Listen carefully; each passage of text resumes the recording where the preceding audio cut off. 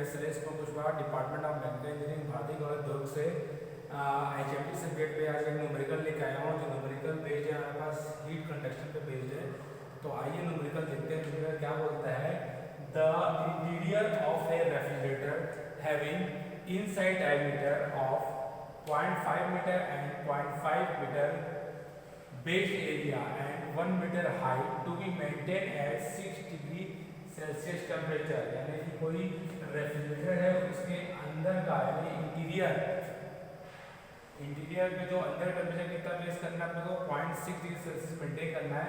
The wall of the refrigerator are construct of 2 mild steel plate. यानी कि जो wall बना है रेफ्रिजरेटर का, 2 माइल्ड स्टील प्लेट से मिलकर बना है।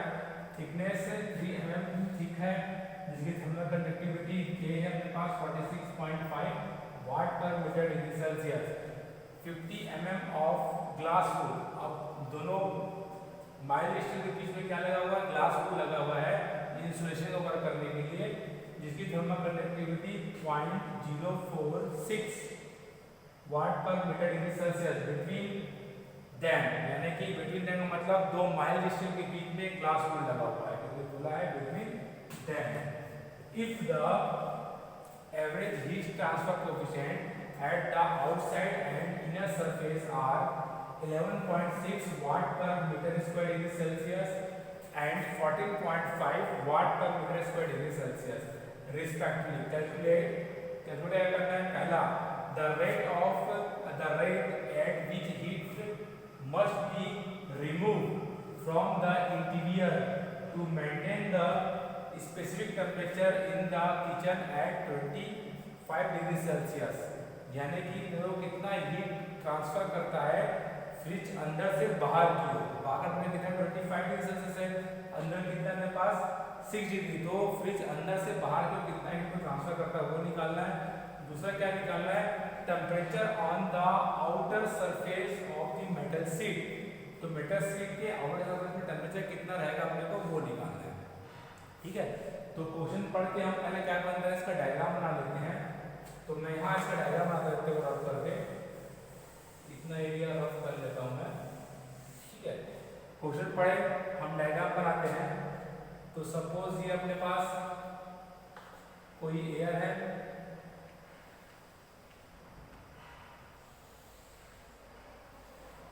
ये मेरे पास स्टील है। ठीक है, क्योंकि 2 स्टील प्लेट बोला है 3 mm का, 3 mm की 2 स्टील प्लेट बना देते हैं हम।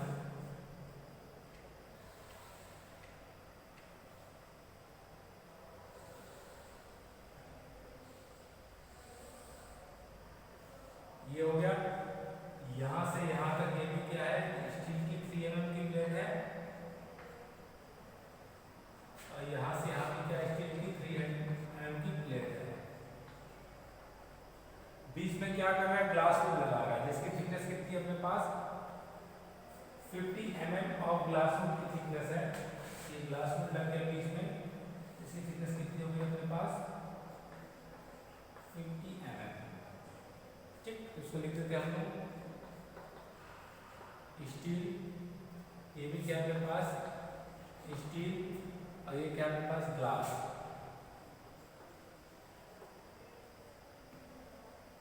अब क्या बोलता है इसमें, अंदर का टेम्परेचर यानी इनसाइड टेम्परेचर कितना है मेरे पास 6 डिग्री सेल्सियस। थोड़ा इसको और अच्छे से बना लेते हैं, तो इस साइड अपने को दिखाना रहेगा। थोड़ा डायग्राम को मैं और छोटा बना लेता हूँ।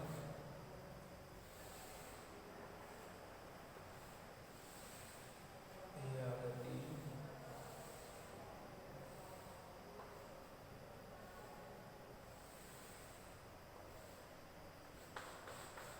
क्योंकि अपने पास हीट ट्रांसफर कोफिशिएंट दिया हुआ है 14, यानी एयर को पास होके जा रहा है, तो मेरे को एयर दिखाना पड़ेगा इसमें। ये हो गया स्टील, ये भी क्या है स्टील, ये आपका ग्लास, ये क्या हो गया आपका ग्लास। ये यहाँ से यहाँ तक इसकी थिकनेस है कितना 3 mm। ये है हमारे पास 50 mm,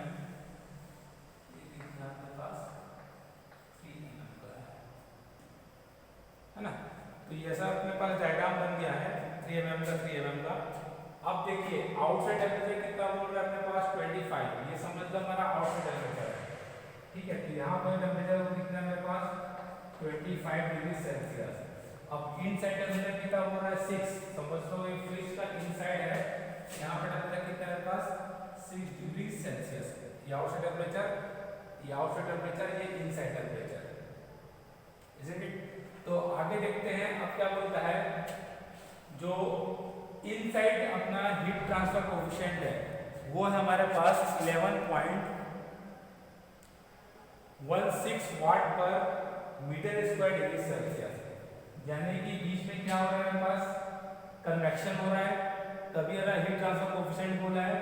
तो कन्वेक्शन कितना है मेरे पास, यहाँ आउटसाइड है तो इसको HO मान लेता हूँ, ये टेम्परेचर को मैं TO मान लेता हूँ, ये टेम्परेचर क्या मान लेता हूँ मैं TI मान लेता हूँ, ठीक।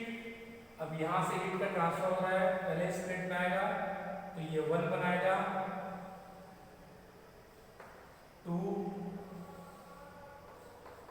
3 4 और ये TI, ठीक। TO से TI हीट का ट्रांसफर ऐसा हो रहा है हमारे पास, है ना। तो अब देखते हैं इसमें आउटसाइड HI कितना है अपने पास, HI है अपने पास 14.5 वाट पर मीटर स्क्वायर डिग्री सेल्सियस। तो गिवन डाटा लिख लेते हैं हम, जो mm में है इसको आप मीटर में चेंज कर दीजिए सबको, जो mm में है उसको आप मीटर में चेंज कर लीजिए। इसको मैं नाम दे देता हूँ A, ये हो गया B, ये हो गया C।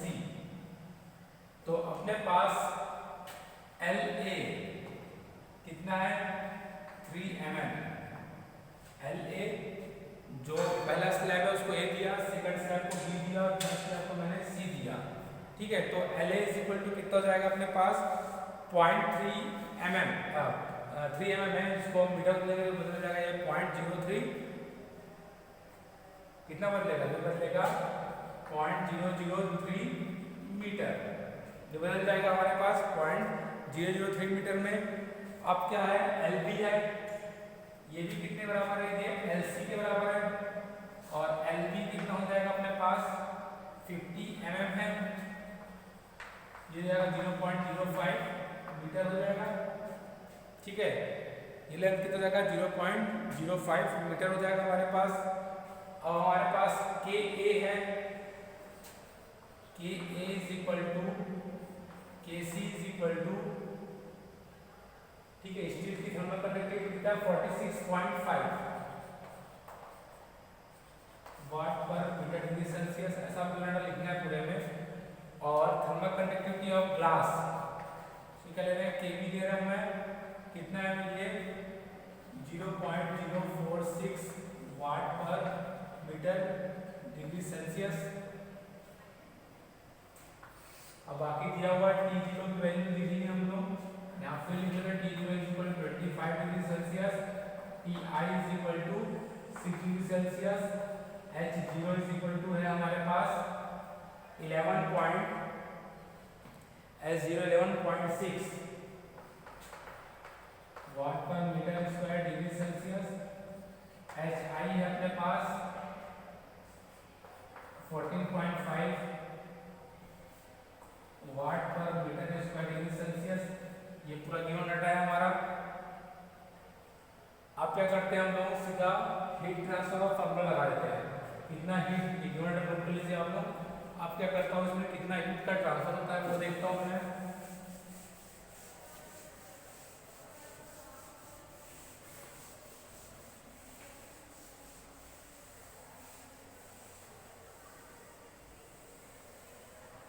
तो heat transfer Q is equal to, अपने को फार्मूला पता है, पिछली प्रीवियस क्लास में हमने फार्मूला को डिराइव कराया था पूरा, तो वही फार्मूला हम यूज करते हैं, ठीक है। इसके प्रीवियस क्लास वाली फार्मूला एरिया, हाँ एरिया क्या होगा इसका एरिया क्वेश्चन में दिया हुआ है, इसका पूरा एरिया गिवन है हमारे पास 0.5 इंटू 0.5 है ना। एरिया कैसे निकालेंगे, एरिया है हमारे पास 2.5 मीटर, यानी कि 0.5 इंटू 0.5 एरिया निकाल लेते हैं। 0.5 इंटू 0.5 दिया हुआ था कि क्वेश्चन में पढ़िए आप लोग, क्वेश्चन में दिया हुआ है डायमेंशन कितना है 0.5 metre into 0.5 metre and base area कितना है 1 मीटर का, ठीक है। तो 0.5 0.5 कौन सी साइड से होगा, दो साइड से होगा हमारे पास, है ना। जैसे कि हम बॉक्स बनाएंगे तो दो साइड से लेंगे उसको 0.5 इंटू 0.5 का, अब प्लस 1.5 क्या होगा उसके हाइट के साथ रहेगा, इस तरह से हो जाएगा। तो एरिया आ जाएगा हमारे पास, ठीक है, इंटू 4, चार साइड से, तो एरिया हो जाएगा हमारे पास ये रहेगा 2.5 मीटर स्क्वायर, 2.5 मीटर स्क्वायर, ठीक है। ये एरिया निकल गया, ये पूरा हमारा रेफ्रिजरेटर का एरिया है।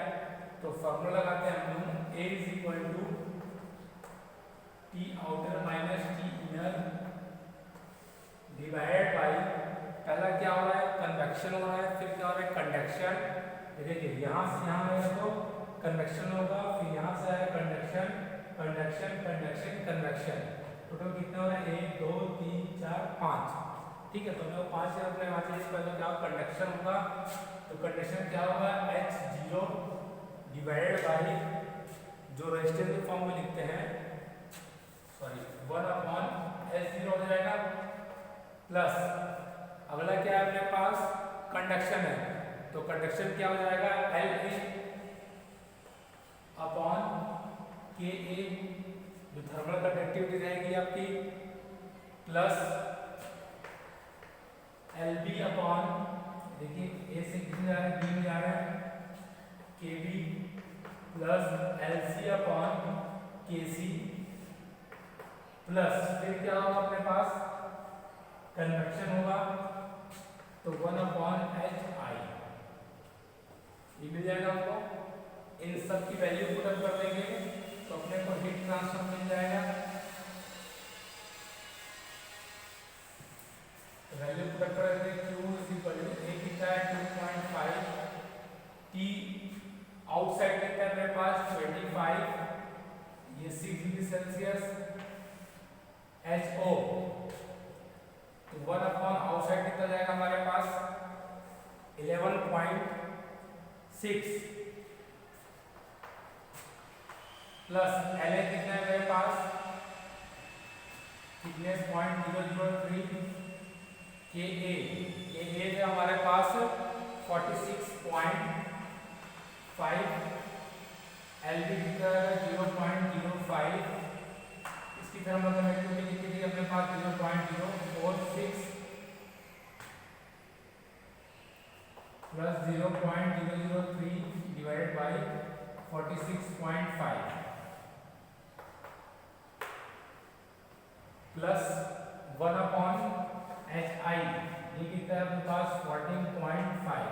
इन सब को वैल्यू करके क्या करेंगे हम लोग कैलकुलेट कर देंगे। तो कैलकुलेट करने पर Q की वैल्यू आती है हमारे पास, मैंने कैलकुलेट रखा है, सो Q आ रहा है हमारे पास 38.2 वाट, 38.2 वाट। अब क्या निकालना था साथ में मेरे को दूसरा में इस आउटसाइड सरफेस टेम्परेचर क्या निकालना है T1 निकाल के हो जाता था, ठीक है। तो T1 को निकालने देता हूँ, क्या होता है यहाँ से हीट ट्रांसफर हो रहा है, बट किसके थ्रू हो रहा है अपने पास कन्वेक्शन के थ्रू हो रहा है। तो कन्वेक्शन का फॉर्मूला लगा देंगे, Q is equal to H0 into area रहेगा उसका ब्रैकेट में TO माइनस T1, तो Q की वैल्यू निकाल ली हम लोग कितना 38.2, H0 कितना अपने पास 11.6, एरिया कितना हमारे पास 2.5, TO की वैल्यू आउटसाइड कितना है हमारे पास 25, TI, T1 क्या करना है मेरे को निकालना है, T1